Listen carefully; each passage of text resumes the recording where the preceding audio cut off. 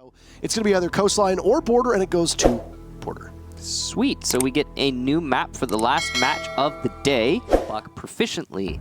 So getting rid of Buck can often be kind of debilitating for teams that rely on that. Star. He's got a couple different bodies on cam. He'll take out Hyper. We need to see if Pixel can come on in on the flank. Mint guns down Rexon. BC getting harassed over and over and over again. But 92 Dream Team will simply win a war of attrition as there's multiple people alive on both teams. Done by these teams in the, the time before matches as Pixel start things off. Takes out Hyper. It looked like he was working alongside Rexon there. So. And now the rest of DarkZero will try to transition over. But Pixel will find kill number 2 onto Nyx. And Doodle falls as Mint drops, and Pixel's in a lot of trouble. Great coordination there from both Mint and Hot and Cold. Round number 1. But Hyena sees the barrel of Hot and Cold as he walks on through. Easily gunned down. Moves onto the other side. He'll take out BC in the same time. Hyena trying to do his best, but Mint will have to go to the plant. And he's extremely vulnerable, and Tomas, without an H. That in mind, he'll finish Mint off. And it'll be 92 Dream Team with their second round in a row, despite the frustrations of that SMG-11. 4v2 advantage, attacking a site that is extremely challenging for most defenders to defend, putting Hyper in a position where he's going to have to ace clutch. He's got 2 kills so far. He'll punish Pixel from above. He's got 40 seconds. Of course, since it's a Twitch, and he might be completely blind for info. But he drops, and the F2 is a great gun to be able to accomplish this. Down goes Rex. Position, found out by the one cam that was left up, and Hyena, in an unorthodox spot, nestled deep inside of Workshop, will stop the reign of terror that Hyper was beginning to unleash on the rest of his teammates. And it'll be 3 rounds in a row now for the Dream Team, thanks to these Valkyrie cams. And here's a kill for Rexon, thanks to that very Valkyrie cam. This one should go away soon, right? Because this one... It's going to be Doodle taking out Nyx, shredding him, and BC rushing on in. He'll find 1 kill, but will there be more to follow? Hyena's position given away, and that'll allow Hyper to just waltz on in. He's got full control now, but BC holds the diffuser. He's going to be very vulnerable as Doodle sprints on in. Hyper will need to get that diffuser back up. Mark's going out. MPX doesn't do an awful lot of damage, but Doodle just needs to head for the hills. 4 seconds left. Will Hyper be able to grab the diffuser in time and be vulnerable? He'll run into the Valkyrie, but Doodle will shut him down, and it'll be 4 rounds for 92 Dream Team, who are, at the moment, completely unstoppable. They seem to have DarkZero's number every step. A clear gear shift here from Dream Team, and it's going to result in 1 kill, nearly 2. Nyx does manage to get the refrag. Sure. He has to stay pre-established on the angle, sees his opponent, lands the shots, and gets the kill. BC, though, meanwhile, has shut down Thomas and also Odd inside of the hallway, and it's going to be DarkZero's very first round in border. What's amazing to me is all those rounds that DarkZero won, they weren't really relying on the objective at all. They were just going for kills. They lost most of their cover above 30 seconds, and that's exactly where Hyper will be. He shreds Hyena. Pixel's going to have to evade.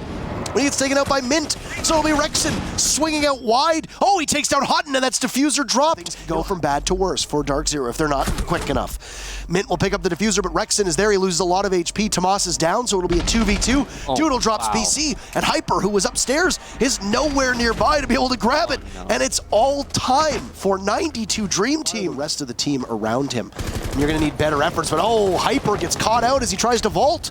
A beautiful play from Doodle. And he's going to look for a second now. Will expose himself just a little bit too much. It'll be a joint effort with Tomas there, and as Nyx comes around the corner, he's shut down. 92 Dream Team making a statement. Oh my. It's a 6-1 scoreline here with DarkZero. 1 possible round away. A beautiful kill from Tomas. He catches Nyx looking. And now Mint is next in line to possibly step on up. Online for Hot and Cold to take a fight there. Well, the Valkyrie of BC will outduel Rexon, no trade. Doodle is just waiting patiently to see if he can get Hot, and BC has been down, finished off by Pixel. There goes Hotton, and Mint in a 1v4. A situation that Mint has found himself in a number of occasions, and he's been able to win these, especially on border. He'll have 1 drop, but Thomas will hit the floor, and with that, so too will drop the chances for DZ to be able to put another round on the board. 7-1, a drubbing as 92 Dream Team. So, okay. 92 Dream Team. First of all, I'd like to go ahead and affirm what you were saying earlier. Doodle, you got interviewed twice yesterday in USN, and now you get to get interviewed again, this time with Pro League. So you've been running the gamut here. Congratulations, first and foremost, on your victory. My very first question for you. When the map bans came out, When they banned Buck and you banned Capital, was this a targeted ban against them? Were you expecting them to take Buck away? And how did it influence your play style on Border? So we knew they loved Cap on Border, so, you know, it was easy. And Cap is a broken operator right now, so we wiped it off the board so we can play into a more aggressive play style on half wall. And the Buck ban, someone has done that to us before in one of our CL playoff matches, I think. So it was nothing new. You know, we knew exactly. And with a Buck ban, that means they're not going to play like vertical pressure as much. Like when we go Armory, they're not going to play anything like they're not going to buck above. So I had free roam downstairs, and that just opened up a lot of opportunities for us. But I mean, the bans were, and they banned Mira for us, which all of our games we banned Mira, so I don't know why they would. Maybe they thought we had something with it. I mean, we do, but you know, that's it. Now, I made a fool of myself by saying that I didn't know who your coach was, and it's Virus. So, number one, I would like to officially issue an apology. But I also want to ask you, how much work has he done on this team, and his previous experience with Cloud9, how integral has it been for you to be able to match your peers here in North American Pro League? So, Virus, already coaching a Pro League team, he already knew what we need to, essentially what we're going to need to do. You know, we have basically 4 rookies on the team with the exception of Thomas, or 5 rookies with the exception, well, Thomas played a few games, so I don't know if you count that. So he helps us a lot with prep work. We didn't really know how our practice schedule should be as a Pro League team, and you know, a lot of us have jobs and we can't be on as much as some of these other teams, so he helps us stay on the grind as much as possible, and he does a lot of prep work for us, which I appreciate because we make $0 an hour right now, and he just does it out of the love for the game and the passion he has for the team. So much love to him. Now, moving from Challenger League to Pro League is likely a pretty big step forward for you. And I mean, it was a huge accomplishment for your team to be able to get to this point so far. It's been the biggest, I guess, part of the learning process for you since moving from Challenger League to competing against some of the best teams in all of the world. I'd say the learning, it's more just learning how we can improve as a team, because, you know, it's when we have 5 players and we made it all the way through CL, some people would think you're like capped off or whatever, but there's still a ton of ways you can improve every day. And, you know, we improve every day in scrims. We try to, and it's just, that's the hardest thing for us is, you know, always improving. And we're doing a good job at it, because in CL, we were not good at best of ones. And I guess we're getting better at best of ones with the past 2 we played. I mean, it's too hard to tell right now, too early in the season. But I'd say improving every day is a tough challenge for us coming from CL. Perfect. And the last question for you. You added him to the roster. He also was unproven from a Pro League perspective, and Pixel's impact so far has seemed to be quite good. What do you think is the biggest attribute that he brings to your team in particular?